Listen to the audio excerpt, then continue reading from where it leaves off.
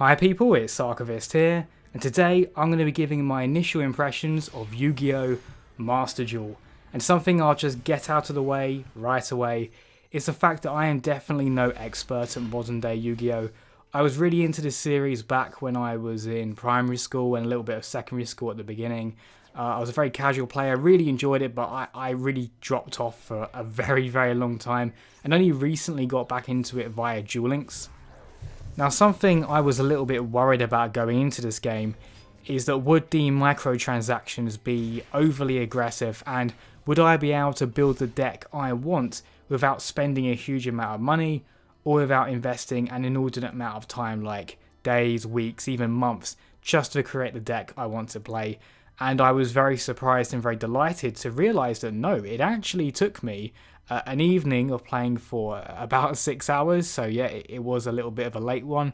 But after playing for 6 hours, I was indeed able to create the Red Eyes Black Dragon deck that I really wanted to create, that I loved playing in Duel Links. It's actually funny to think that there are paid games out there which arguably are a little bit more predatory in terms of how they implement microtransactions. I think the world has made me cynical. I just expected that I wouldn't have a fun deck, an ideal deck for many days, if not weeks.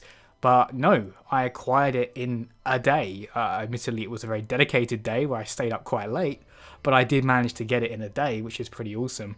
Now, I think what is fair to say, though, is it does seem like there is a diminishing returns aspect. So the more you play, the slower you acquire gems, and therefore the slower your momentum will become in terms of acquiring the cards you want. So if you are someone who is aware of Yu-Gi-Oh! And knows the deck you want going into this, I would say beeline for it while you've got all the resources. And if you're someone who hasn't played Yu-Gi-Oh! In a long time, I might recommend looking up some ideal decks to get, just to make sure you don't waste those resources you get initially, because it's very generous at first. I suppose it's trying to give you the hit, and it might start restricting you afterwards. But the thing is, if you get your favorite deck first, I mean, I've created my Red Eyes deck that I love, and I'm actually working on a Blue Eyes deck right now, which I'm also quite a fan of, but I go for like the underdog Red Eyes just for fun. But I'm getting quite far into that as well, but I do get the sense that it will slow down. So, you know, nothing in life is free, and it is a tactic, I believe, to try and get you really hooked on it. But I'll give them kudos for saying, look, at least in terms of like building that first deck that you want, they seem to have given you all the potential early on. So then in terms of playing the game, there are online duels and also solo mode. So in terms of online, at the moment, as I talk about this game right now, it just seems to be like a ranked mode and also like a kind of custom mode for joining particular rooms for people. But I've only played the ranked mode, and it is fun, it is enjoyable. Like, you know, this is where the animations, like, I mean, I can segue into that for a second.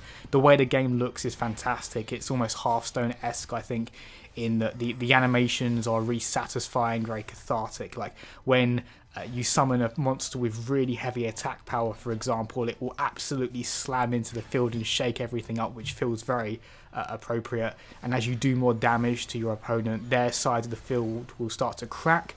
So if you're just casually observing the game, you can see that you're you know, who's losing and who's winning, which is quite a good visual bit of feedback. And there's also some special summoning animations for some of the more iconic cards, like in my case Red Eyes Black Dragon, which will quickly pop up. And also the different summoning techniques like Fusion, XC, Synchro all have their own animations, and they're all very flashy, but one thing I would say is they do not overstay their welcome. All of the animations in this game, they are really nice, they're really visually pleasing, but they're also really quick.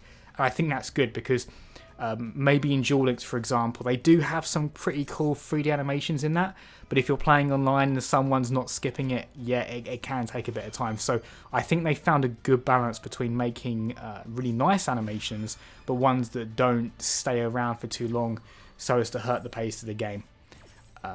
One thing I might say, though, if we're talking about the pace of the game, is I've definitely played against a few people where they seem to take a very long time deciding what to do, and this is almost more frustrating when it's a good player, because you're waiting many minutes just for them to do this really powerful attack and end you, and you just kind of, at the end of the game, you think, well, that was a little bit of a waste of time, wasn't it?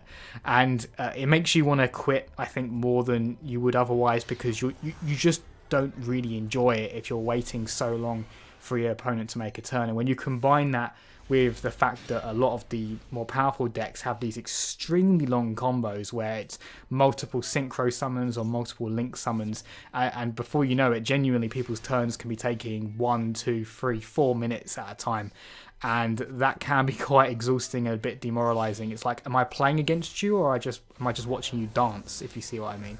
And that can be frustrating, but when you get a duel that's a bit more back and forth, a little bit more dynamic, I find that to be really fun. So online overall, I'm enjoying it, having fun, and I hope to go up further.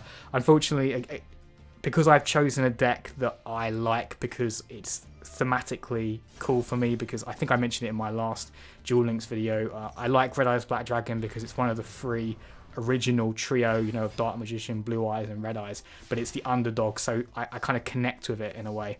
But I'm also under no illusion that it's like some great deck. It is definitely not the best you can choose. So I'm like almost intentionally choosing something that isn't the best and just hoping that I can take advantage of some of my opponents. And it's the thing where we might find over time where people just really want gems for winning, that most people are playing with just a couple of decks, like the best decks in the game, because it's so easy to get these decks. When people realize, oh, this is the best meta deck, this is S tier, well then everyone might actually end up converging, and you'll just have a bunch of these kind of mirror matches where people are basically playing the same cards against each other. So hopefully that doesn't happen, but I'm a little bit concerned about that at the moment. So if you're not too keen on online, there is a solo mode, and this is focusing on different archetypes of the cards. So there's like the Monarchs, Gem Knights, and the way it seems to work is it will give you a bit of a flavor text, like what's the lore behind this particular card archetype, and then you'll go into a practice duel to understand the core mechanics, and then you'll go into a duel which is like your own decision making. Now you need to execute on the lessons you've learned. And I think this is a really smart thing to do, especially if you're a newcomer, because you can play these solo modes and then you can get an idea of what decks work for you. Like, while I am a Red Eyes fan, I tried the Gem Knights deck, which I've never done before, and it did seem really fun, like multiple fusions, one after the other, powerful fusion monsters. So if I ever want to shake things up a bit, because of the solo mode, it just made me realise, oh, maybe the Gem Knights is quite an interesting deck to try as well.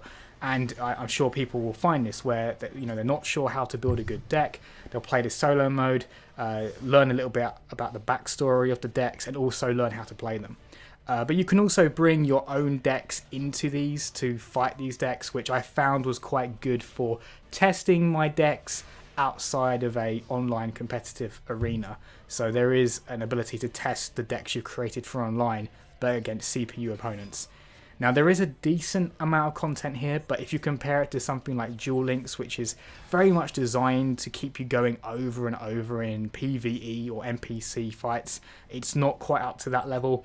It feels like it's more there to get you up to speed so that you can fight online, maybe give you a few more resources, which is obviously good. But yeah, it's not a solo game. I'd say that this is dominantly an online game with a solo element which can help you learn to do better at the online element. That's my impression of the game so far. So yeah, I'm quite impressed with Master Duel so far. I hope that I can take my casual deck as far as possible. I am considering maybe going with one of the meta decks at some point so I can actually be a bit competitive. But yeah, I'm really enjoying it. I'm very impressed that they although it might become a little bit more predatory later on, they at least give you the ability to craft a deck that you want to create, and I think that's quite admirable and not something I expected. Genuinely, in that respect, I'd say it's above Duel Links.